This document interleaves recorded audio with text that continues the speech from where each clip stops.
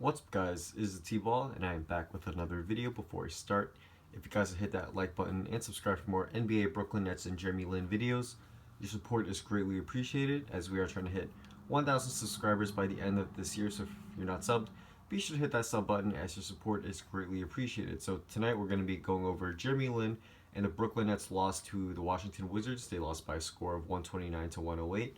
So some key box score stats: Jeremy Lin with 14 points, 3 assists, 1 rebound, and 1 block. He also had 2 turnovers and 3 personal fouls with a plus minus of -10.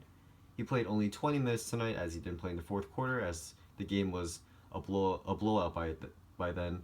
He shot 5 of 13 from the field, 1 of 5 from 3-point range, and 3 of 4 from the free throw line. Rondae Hollis-Jefferson had a solid game tonight with 19.7 rebounds, 2 assists, and 1 steal. He shot 9 of 13 from the field, which is very efficient. Justin Hamilton with 20.6 rebounds and 2 assists. I'm going to get more into him later.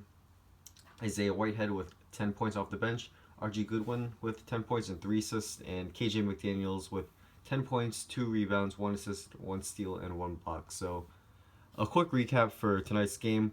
The Nets were up 9 early in the first quarter. Lin had a quick 5 points, but the Wizards came back to cut the Nets lead to about 1. And that's when the Nets bench came in and they just got destroyed at that point of the game. With the Nets bench just played porous defense. We're not clicking on offense. It was very stagnant as the Wizards were up 9 at the end of the first quarter. So that's an 18-point swing, which is pretty insane.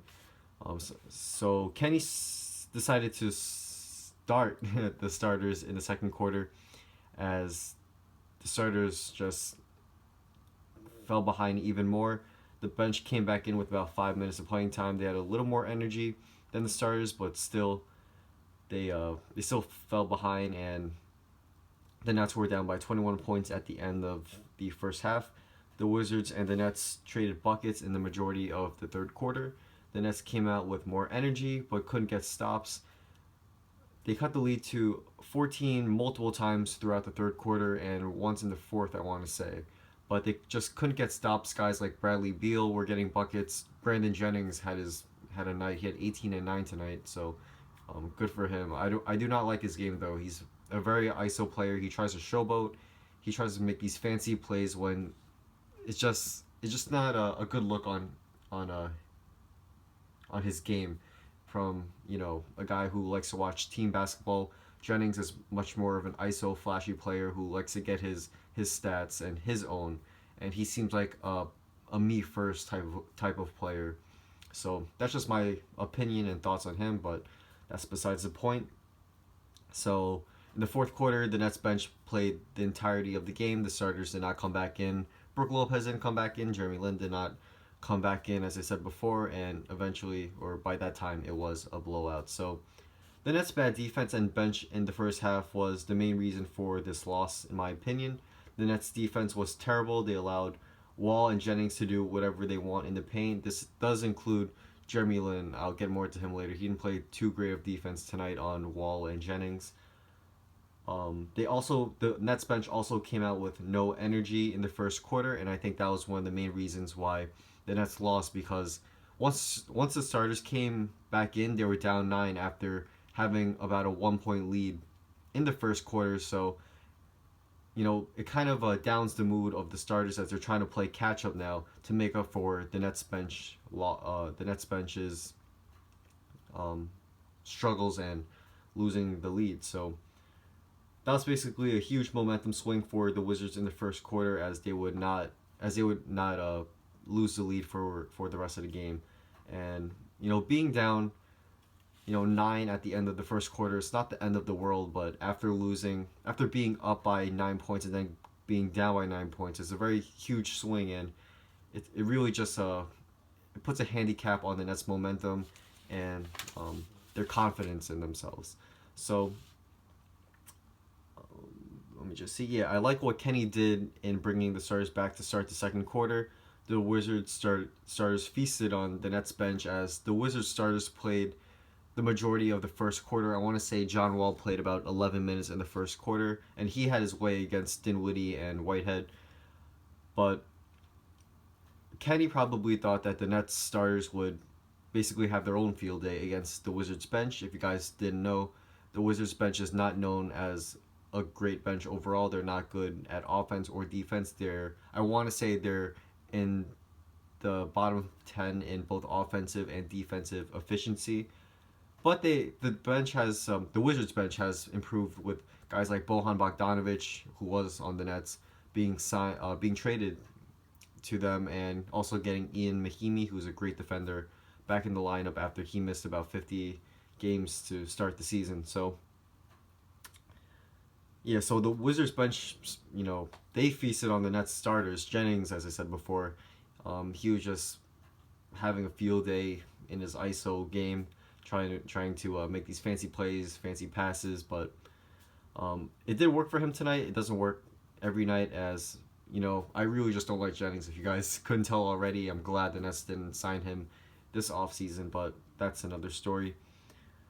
So once the Nets starters came out, the bench came in and they basically couldn't really trim the lead, the Wizards lead down anymore, as the Nets were down by 21 at the end of the first half. Just got tongue twisted right there. So great energy in the third quarter, but no stops for the Nets. The starters came back with energy. They came out with energy. They were scoring lay-ins. They were being aggressive to the rim. Jeremy Lin started the third quarter off with a nice lane over Wall, and they just couldn't get it done on the other end, the defensive end, where guys like Wall was feasting in the lane, getting open mid-range jumpers, and Bradley Beal in the third quarter had a great stretch of play. He was hitting jumpers all over the place, and as I said before, I think Ian Mahimi had a great impact on the game tonight. He's not the best offensive player, but I'm pretty sure he had like double digits tonight. And if you see his defense, he plays very solid defense. He goes straight up. He's pretty athletic. He's a big guy. He's like 7 foot. I want to say like 260, 270, or probably more. I don't even know, but he has great timing. On the season he's actually averaging about like, I want to say like 18 minutes and like one and a half blocks per game. So he's a very good interior defender. Double check me on those stats. I'm not sure. I don't really follow the Wizards, but I do know Ian Mahimi is a very solid, and I'd probably say one of the elite backup centers in the NBA. So with the Nets trailing by 16 to start the fourth quarter, I definitely think Kenny should have put in the starters to start the fourth quarter, as they could have possibly chipped in to the Wizards' lead. Even though Kenny did start the starters in the second quarter and the Nets fell behind even more, I definitely think with the Nets having more energy in the second half, I think the Nets starters would have came out and probably cut the lead to at least, I say, into single digits possibly. So it is what it is, I guess, as you can't blame Kenny for not necessarily doing that, because the Nets bench did come out and play pretty well in the second half as well. So for Jeremy Lin, he played so-so tonight. He did score 14 points, but he was very inefficient with the 5 of 13 shooting from the field. And I do want to say his defense, I'm a big Lin fan, and I'm not going to sugarcoat anything with you guys. So Lin did not play good defense tonight, in my opinion, or from what I saw. Wall blew by him multiple times to the rim. Wall is a very quick guy, but I do want to point out Jeremy Lin was measured to be faster than Wall, Derrick Rose, and Kyrie Irving in average speed in the 2011 NBA draft combine. Lin did not participate in the combine. I'm pretty sure he got his measurements from somewhere else, but still, just shows you how quick Lin is and how underrated his speed is. Whether it be from him being Asian, which is I think a main reason why people underrate him, or just because he doesn't look like a very athletic guy. What I mean by that is like he's not very he doesn't have that very fast look, if that makes sense. I'm not saying this like if he's Asian or anything. I'm just saying if you see Lin, he does look faster now because he's more skinnier. But back then with the Knicks, he just didn't look like the fastest guy ever. If you guys know what I mean, it's hard to explain, but it has nothing to do with race from what I'm saying. I mean, Scouts probably thought Lin was slow because he was Asian. I'm not saying that. Obviously, I'm Asian, if you guys didn't know. But it just didn't seem like Lin was really that fast of a guy from what you saw. He just wasn't like that athletic looking, like muscular, if that makes sense. As you know, he obviously is.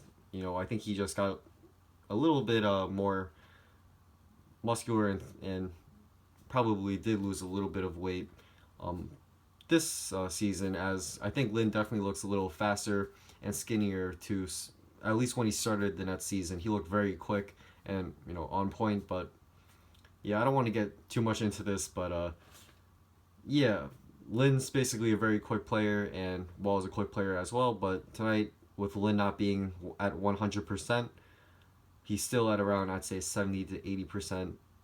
Wall did look a little quicker than him tonight, as he did get some easy lay-ins driving past Lin. So yeah, his 3-point shot's a little bit off. He did shoot only 1 of 5 from 3-point range today. And in the past couple games, Lin has been shooting 2 efficiently from 3. After, at one point in the season, I want to say a week and a half ago, he was shooting 40% from 3, and it's probably now around 36 to 37%. Lin's probably in a cold streak right now, and hopefully he can get a shot going again. Possibly he might be fatigued after not playing the majority of the season, then coming back to play a long string of games. So knock on wood, hopefully Lin can just finish off the season healthy. So yeah, that's about it for Lin. Hopefully he can bounce back on Sunday against the Hawks. So I do want to point out Justin Hamilton. He played very well tonight with 20 points on 7 of 11 shooting. For Hamilton, I just think he's not a good defensive player, but he needs to be able to finish inside better.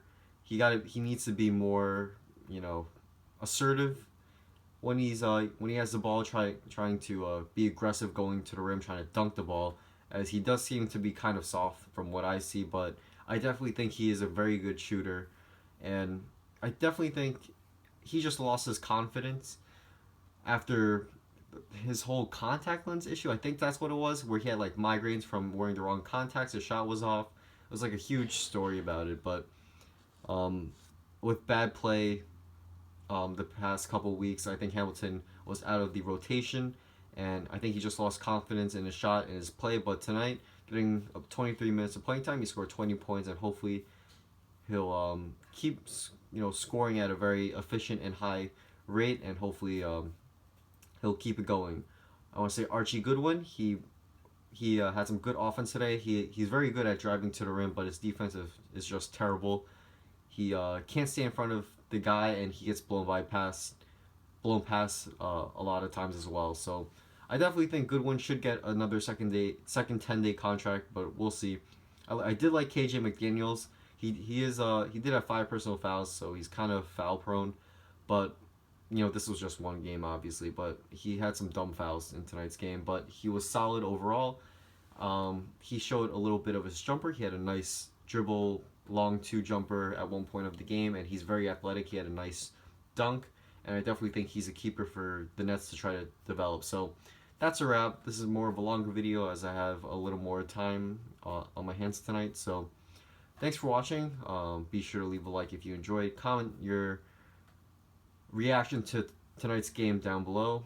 Also subscribe if you haven't already, and hopefully I will make a video on Sunday on the Nets versus the Atlanta Hawks. The Nets, I'm pretty sure, will be going back home to play the Hawks at about 1 p.m. Eastern time. Double check me on the time.